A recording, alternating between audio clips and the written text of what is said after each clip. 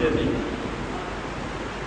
اللہ کے کرم سے تھوڑی ہی مدت میں مرید کو فنائیت حاصل ہو جاتی ہے، تھوڑی ہی مدت میں فنائیت حاصل ہو جاتی ہے، تھوڑی ہی مدت میں فنائیت حاصل ہو جاتی ہے، یعنی اس کے قلب میں صرف ایک ہی ذات محبوب باقی رہ جاتی ہے۔ بس جب دل ایک ہے اور اس میں صرف ایک ہی ذات محبوب باقی ہو تو اس میں مہلکات یعنی اوصاف رذیلہ مثلا محبت دنیا، محبت جاہ، ریا، تکبر وغیرہ کی گنجائش کیسے ہو سکتی ہے؟ یعنی جب آپ پر مرشد نے توجہ کی، خوب توجہ کی اور آپ کو فنائیت حاصل ہو گئی تو پھر دل تو ایک ہے، دل تو آپ کا ایک ہے، اس دل کے اندر دو چیزیں کیسے آ سکتی ہیں؟ یا تو مرشد کی محبت ہوگی یا پھر اوصاف رذیلہ ہوں گے، دو میں سے ایک ہی بات ہوگی، مرشد کی محبت یا اوصاف رذیلہ۔ اگر آپ کو مرشد سے محبت ہے تو پھر یہ اوصاف رذیلہ آپ میں نہیں۔ صحیح بات ہے، جب دل میں محبت دنیا بقدر فنائیت ہے۔ اب دو باتیں ہیں، ایک تو مرشد کی محبت میں فنائیت اور ایک دنیاوی معاملات میں فنائیت۔ دنیاوی معاملات میں فنائیت ہے تو محبت شیخ نہیں۔ اگر آپ کے دل میں دنیا کی محبت فنائیت کی طرف رکھتی ہے تو پھر اس کا مطلب محبت شیخ۔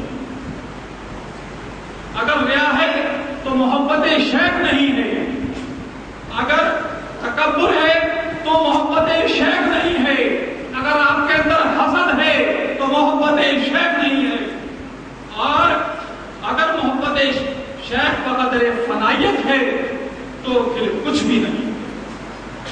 اگر محبت شیخ فنائیت کی حد تک ہے تو آپ کے اندر پھر کچھ بھی نہیں ہے اس کے اندر۔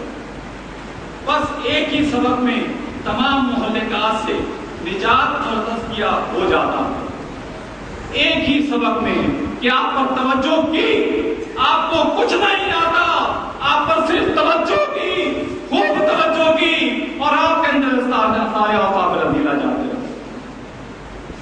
اس کے بعد مرید کا دل اللہ رب العزت کے ذکر کی جانب متوجہ کرا کر بس تھوڑی سی محنت کے بعد، جو کہ پہلا درجہ تھا کہ آپ کو ذکر نہیں آتا تھا، آپ ذکر کے قابل نہیں تھے، آپ کی استعداد ایسی نہیں تھی تو آپ پر صرف خود توجہ کی، تم سے کوئی کام نہیں لیا، تم سے کوئی کام نہیں لیا۔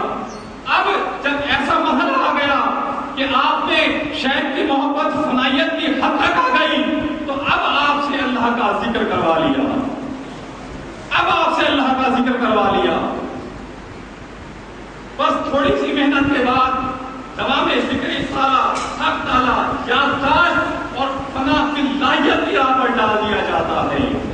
تھوڑی سی محنت کے بعد پھر فنا فی اللہیت کی طرف ڈال دیا جاتا ہے اور یہ انعام حاصل ہو جاتا ہے۔ اور جب یہ نعمت حاصل ہو جاتی ہے تو اسے منجیات کے دیگر انعام، صبر، شکر، حلم، تواضع وغیرہ یہ خود بخود حاصل ہو جاتے ہیں، یہ پھر خود بخود حاصل ہو جاتے ہیں کہ آپ کو کسی تبادلوں کی ضرورت نہیں پڑتی، آپ کو اوصاف رذیلہ کے لیے محنتوں کی ضرورت نہیں پڑتی، آپ کو اوصاف حمیدہ کے لیے کسی محنت کی ضرورت نہیں پڑتی۔ بات کہاں آئی کہ آپ کا تو صرف آنا شرط ہے، آپ کا صرف یہاں بیٹھنا شرط ہے، باقی تمام کو کامل بزرگوں کے کرنے کا ہے۔ کیا دوستو اتنی بھی آسان کام آپ سے نہیں ہو سکتا کہ آپ اتنا ہی کام کر لیں کہ صرف آ کر آپ ہفتے میں بیٹھ جایا کریں اور آپ کے حالات پلٹ جایا کریں؟ اب بات یہ ہے کہ ان معاملات میں کیوں یہ رکاوٹیں ہو جاتی ہیں، کیوں یہ رکاوٹیں ان معاملات میں ہو جاتی ہیں، کیوں یہ اتنا بڑا اجتماع یہ ہر جمعے نہیں ہوتا، ہر ایک ہفتے میں نہیں ہوتا، یہ کیا وجہ ہے؟ پھر اس کی وجہ صرف یہ ہے کہ شیطان کا عمل ہے۔ شیطان نے ایک عقل کا استعمال کیا تھا۔ جب حضرت آدم علیہ السلام کی تخلیق کی گئی تو اس نے کہا کہ میں تو آگ سے پیدا ہوں اور یہ مٹی سے پیدا ہے، میرا مقام اوپر کی طرف ہے، اس کا مقام نیچے کی طرف ہے۔ یہ عقل کا استعمال کیا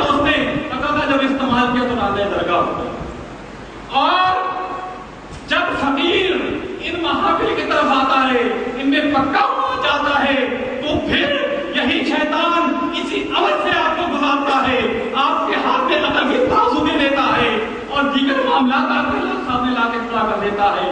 کبھی تو وہ عقل کی ترازو مرشد کی طرف ڈال دیتا ہے, کبھی وہ عقل کی ترازو اپنے پیر بھائیوں کی طرف ڈال دیتا ہے. تو دوستو یہ عقل کی ترازویں آپ کو جو ہے اصل میں دور کر دیا کرتی ہیں. ایک دوسرے کے ساتھ عقل کے معاملات آپ کو دور لے جاتے ہیں. تو ضرورت اس بات کی ہوتی ہے کہ عقلوں کا استعمال انسان نہ کرے اور دیوانہ بن کر آتا رہے. حضرت بابا بلے شاہ رحمۃ اللہ علیہ فرماتے ہیں